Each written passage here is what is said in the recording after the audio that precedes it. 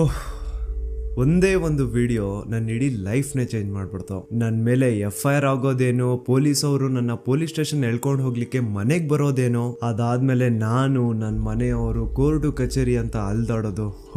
ಯಾವಾಗ ಇದೆಲ್ಲ ಮುಗಿಯುತ್ತಪ್ಪ, ಇದು ಮುಗ್ದಿದ ತಕ್ಷಣ ಯೂಟ್ಯೂಬ್ ಎಲ್ಲ ಬಿಟ್ಬಿಟ್ಟು ಒಂದಷ್ಟು ದಿನ ನೆಮ್ಮದಿಯಿಂದ ಎಲ್ಲಾದ್ರೂ ಹೋಗ್ಬಿಟ್ಟು ಪ್ರಶಾಂತವಾಗಿರೋಣ ಅನ್ಕೊಂಡಿದ್ದೆ. ಆದ್ರೆ ನನ್ನ ಮನ್ಸಲ್ಲಿ ಕೆಲವೊಂದು ಪ್ರಶ್ನೆಗಳಿದಾವೆ. ಸೌಜನ್ಯಳಿಗೆ ನ್ಯಾಯ ಕೇಳ್ತಾ ಜಸ್ಟ್ ನಾನೊಂದು ವಿಡಿಯೋ ಮಾಡಿದ್ದಕ್ಕೆ ನನ್ನ ಮೇಲೆ ಇಷ್ಟೊಂದೆಲ್ಲ ಆಗಿದೆ ಅಂತಂದ್ರೆ, ಜಸ್ಟ್ ಇಮ್ಯಾಜಿನ್ ಸೌಜನ್ಯ ಕೇಸಲ್ಲಿ ಯಾರೆಲ್ಲ ಸಾಕ್ಷಿ ಆಗ್ಬೋದಿತ್ತೋ ಅವ್ರ ಜೊತೆ ಏನೇನಾಗಿರಲ್ಲ. ನಾನ್ ಎಷ್ಟು ಅನ್ಕೊಳ್ತಿದ್ದೀನಿ, ಸಾಕಿನ್ನ 1-2 ತಿಂಗಳು ಏನು ವಿಡಿಯೋ ಮಾಡೋದ್ ಬೇಡ, ಸೈಲೆಂಟ್ ಆಗಿ ಇದ್ಬಿಡುವ ಅಂತ. ಆದ್ರೆ ನನ್ನ ಕೈಲಿಂದ ಆಗ್ತಿಲ್ಲ.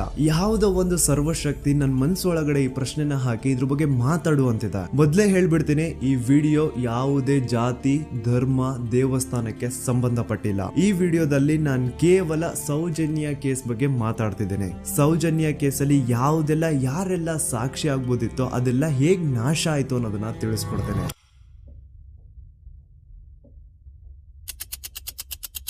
ನೆನಪು ಮಾಡ್ಕೊಳ್ಳಿ, 9 ಅಕ್ಟೋಬರ್ 2012 ಸೌಜನ್ಯ ಕಾಣೆ ಆದಾಗ ಸೌಜನ್ಯನ ಮನೆಯವರು ಅಂಡ್ ಊರಿನ 200-300 ಜನ ಸೇರ್ಕೊಂಡು ರಾತ್ರಿ 12 ಗಂಟೆವರೆಗೂ ಸೌಜನ್ಯಗೋಸ್ಕರ ಹುಡುಕ್ತಾರ.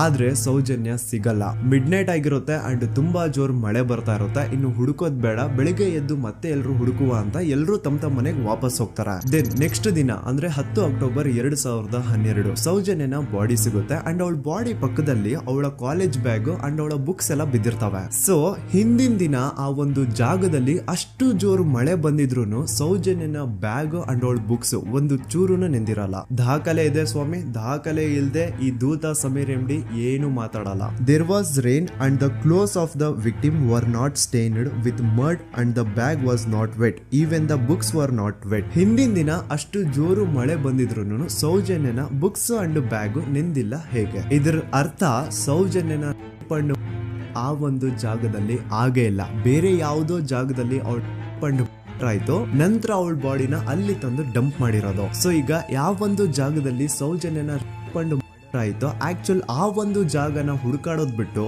ಪೊಲೀಸರು ಉಲ್ಟಾ ಏನ್ ಮಾಡ್ತಾರೆ ಅಂದ್ರೆ, ಯಾವೊಂದು ಜಾಗದಲ್ಲಿ ಸೌಜನ್ಯನ ಬಾಡಿ ಸಿಕ್ಕಿತ್ತೋ ಅದೇ ಜಾಗದಲ್ಲೇ ಅವಳ ಆಗಿತ್ತು ಅಂತ ಪ್ರೂವ್ ಮಾಡ್ಲಿಕ್ಕೆ ಹೊರಡ್ತಾರ. ಇಲ್ಲಿ ಪೊಲೀಸ್ ಅವರ ಬುದ್ಧಿವಂತಿಕೆ ನೋಡಿ, ಯಾವೊಂದು ಜಾಗದಲ್ಲಿ ಸೌಜನ್ಯನ ಬಾಡಿ ಸಿಕ್ಕಿತ್ತೋ ಅಲ್ಲಿ ಅವಳದು ಯಾವುದೇ ಒಂದು ಒಳ ಉಡುಪು ಸಿಗಲ್ಲ. ಅದಕ್ಕೆ ಇವ್ರು ಏನ್ ಮಾಡ್ತಾರೆ ಅಂದ್ರೆ, ನೆಕ್ಸ್ಟ್ ದಿನ ಸೌಜನ್ಯ ಮನೆಗೆ ಹೋಗ್ಬಿಟ್ಟು ಅಲ್ಲಿ ಮನೆಯವರಿಂದ ಸೌಜನ್ಯನ ಇನ್ನರ್ ವೇರ್ಸ್ ನ ಇಸ್ಕೊಂಡ್ ಬಂದು ಅದನ್ನ ನಂತರ ರಿಪೋರ್ಟ್ಸ್ ಅಲ್ಲಿ ಇದು ನಮ್ಗೆ ಸೌಜನ್ಯ ಬಾಡಿ ಸಿಕ್ಕಿದ ಜಾಗದಲ್ಲೇ ಸಿಕ್ಕಿದ್ದು ಅಂತ ಮೆನ್ಷನ್ ಮಾಡ್ತಾರೆ.